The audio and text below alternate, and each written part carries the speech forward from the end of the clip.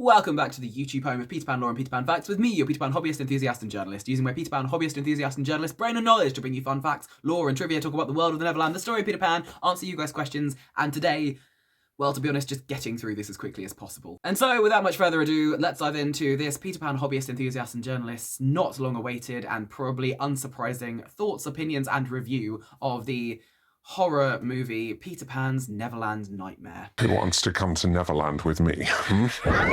I have decided to give this movie as much effort as it is deserving of, which is reading out the 70 bullet points I made on my piece of paper while I was watching it. No, I am not going to write out any more detail than that because this movie doesn't deserve it. So let's get into it then. Bullet point number 1, right at the very beginning with the intro of this movie. Typical incorrect shite. Peter takes kids and gives them the gift of not growing up. Incorrect. You still grow up on the Neverland. Peter is the only one who doesn't. Bing bing! Who never read the source material? Anyone involved in this movie. Also, Peter was instructed by a higher being. Heh? Bullet point 2. Oh look, they did the Disney shadow pose. La-di-da-di-da. We all saw this in the adverts. I don't need to go into that in much more detail. Bullet point 3. As its own premise, I love the clown at the start. The black and white top, the creepy pose, etc. The makeup, very, very cool. Hint, hint, this is one of the few good things I'll be saying about this movie as we go forwards. Bullet point 4, crocodile balloon, nice. Bullet point 5, this Peter comes up from underground as opposed to flying down from on high. That's a big difference and tells you a lot about this movie. Bullet point 6, you're a bit odd. Very true, kid. Very astute for this entire thing. Bullet point 7, James, huh? Is he gonna lose a hand, do we think? Bullet point 8, cracked, flaky and sweaty face paint is kinda cool. Bullet point 9, leave the house. Oh, they're locked in. Bullet point 10, oof, lost toes, weird deep voice. Bullet point 11, scalping, sure, why not at this point? Bullet point 12, oh, their names are Wendy, John and Michael. How subtle. Almost as subtle as their acting, which is terrible. Bullet point 13, so they all forgot Michael's birthday. Jesus. Bullet point 14, terrible lesson from Wendy. One day you'll meet someone you really like and you'll realise there are things you have to do to keep them. Wow. Bullet point 15, ooh, a song version of To Die Will Be an Awfully Big Adventure. Point 16, and drugs. Of course. Of course there's drugs. Also, that voice still sounds like that dude from Peep Show. Me too. That's exactly how I feel. Bullet point 17. And the scene from the trailer. Ooh, they stepped on a kid's toy. What a unique way to show a character is evil, he said sarcastically. Bullet point 18. Such a pretty boy. Would you like to come to Neverland? And gross. Bullet point 19. And murder in 3, 2, 1. Bullet point 20. What a typical British school insult. I don't think I can say this on the internet, so it begins with an F and rhymes with maggot. Bullet point 21. Ooh, possibly gay, Michael? But why? What plot? Bullet point 22. Ew, chavvy, but somehow with a posh boy accent. Bullet point 23. And another trailer scene. Also, why didn't the sister pick him up? Wasn't he not allowed on his bike? Bullet point 24. Safe to say, I will never include this costume in any lists and certainly not any above-bottom place. Bullet point 25. I just don't understand what they were trying to achieve with this film. Bullet point 26. Face reveal. Icky. Bullet point 27. Close your eyes. Ooh, are we about to have a bastardization of if you shut your eyes and are a lucky one? Answer, yes. Bullet point 28. Cannot understand a word through the mask. Something about greatest gift and children. Bullet point 29. Still only like halfway through and I'm bored. Even ignoring the Peter Pan stuff, it's just a pretty dull film. Bullet point 30. Do not play Marco Polo with this dude, Michael, for fuck's sake. Bullet point 31. Trying to shoehorn in as many horror cliches as possible, but with no real plot or attempts to give the moments weight or reason, which makes the fear a lot less striking. More a list of check-off, ooh, here's XYZ moment, and now, yeah. Bullet point 32. Gosh, what a jump scare, totally original, he said sarcastically. Bullet point 33. Again, the Neverland doesn't make you young forever. Bullet point 34. Phone exposition with friend is expositional. Peter Pan, everyone forgot about him, but we knew he was still out there. Bullet point 35. Suddenly this adaptation is a cop drama. Bullet point 36. Flashback again, and that clown look with the floofy hair and the makeup is just much better and could be much scarier. Why didn't they just use that? Bullet point 37, gay Michael, girly Tilly. Is this a hint about the kind of kids being taken?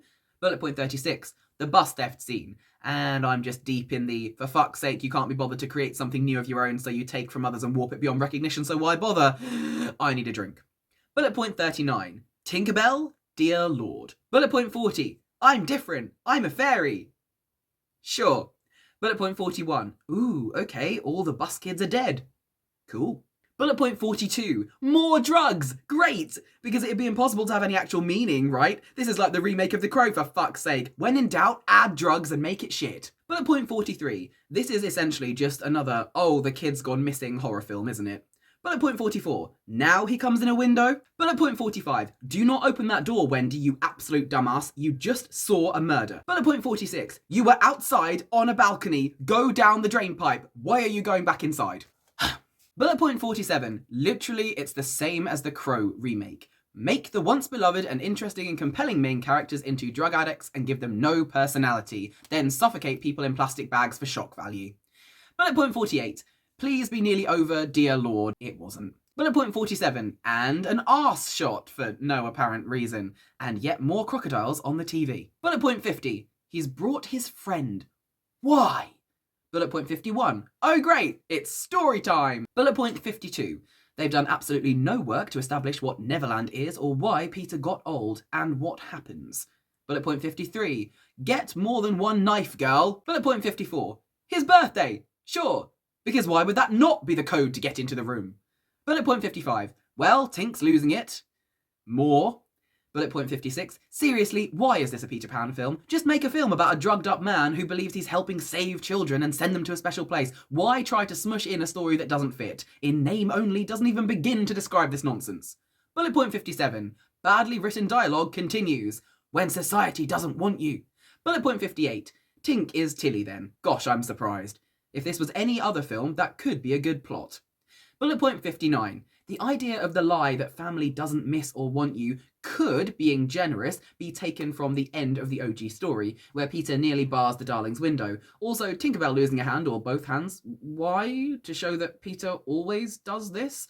Also, with no hook, it's a bit redundant. Generously, very generously too, we could say the premise was inspired by the stories Mrs. Darling heard about Peter accompanying dead children part of the way to the afterlife, but I'm not going to give them enough credit for that. Bullet point 60. We found Hook in the basement. Why does he have the hook? Why is he being kept? Who the fuck knows? Why tell us? Could be that James kid, as we saw the picture of him, plus the name fits, but basement, still. Why? Explain? No, of course they didn't. Bullet point 61. Kill him, Wendy, you dumpling. Bullet point 62. Well, it went through your foot, but at least you stepped on a new weapon. Glass shard. Bullet point 63. Girls don't get to go to Neverland. Yes, they do. Bullet point 64. Again, kill him, you utter dumpling. Bullet point 65. Time to go to Neverland. Yeah, that and similar lines have been so overused it has lost any impact it didn't have. Bullet point 66. Never pull the thing out that's making you bleed, for fuck's sake. Bullet point 67. Good, Michael. Kill him more. Bullet point 68. How is he getting up? Bullet point 69. Hook gets to have the final kill. Sure, I'm down with that, but have no emotional connection to him whatsoever at this point. Bullet point 70. Well, that's an hour and a half I'm never getting back. Bullet point 71. Ooh, ominous phone call. Wow, I hope it's a sequel, he said sarcastically.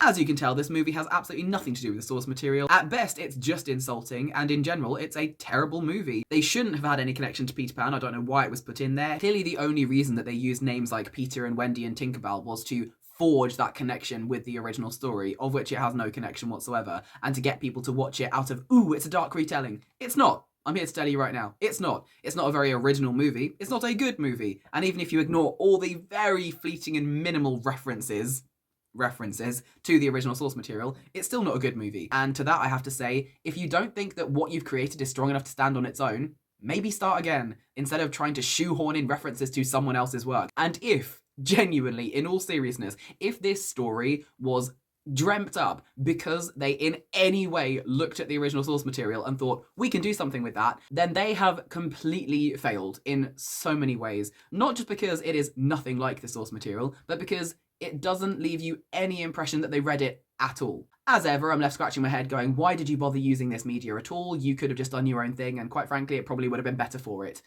I'm sad I had to watch this. It was a waste of my time. I don't encourage anyone else to do it. I hope it tanks. Also, for the last time, if you want to do a dark imagining of the story of Peter Pan, just look into the original source material. There's so much dark stuff there already. I have done many videos on it. It's not hard.